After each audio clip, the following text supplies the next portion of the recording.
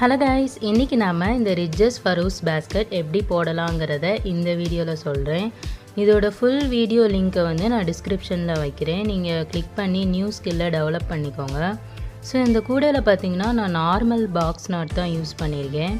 So வளர்த்துட்டே போகும்போது இதில் biscuit நாட்டும் பாக்ஸ் நாட்டும் கலந்து போட்டிருக்கேன்.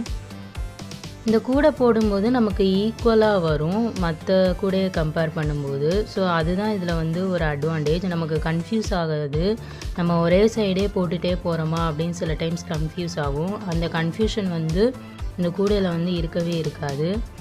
இதில் பார்த்திங்கன்னா அடியிலலாம் பார்த்திங்கன்னா மேடு மாதிரி வந்திருக்கும். மேடு பள்ளம் அந்த மாதிரி போகும்.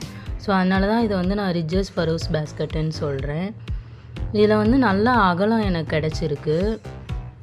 ஒரு மார்க்கெட் சைஸ் அளவே நமக்கு கிடச்சிருக்குன்னு வச்சுக்கோங்களேன். நல்லா பெருசாகவே கிடச்சிருக்கு. இது நான் கைப்பிடி போட்டக்கப்புறம் உங்களுக்கு காட்டுறேன். இதில் குமிழ் நான் தான் இதில் ஃபிக்ஸ் பண்ணேன். இது நான் நெக்ஸ்ட் வீடியோவில் உங்களுக்கு சொல்கிறேன் எப்படி ஃபிக்ஸ் பண்ணணும் அப்படின்ட்டு. மொத்தம் 9 குமிழ் ஃபிக்ஸ் பண்ணியிருக்கேன். கூட நல்லா எனக்கு ஸ்ட்ராங்காகவும் வந்துச்சு, நல்லா அகலமும் கிடச்சிது.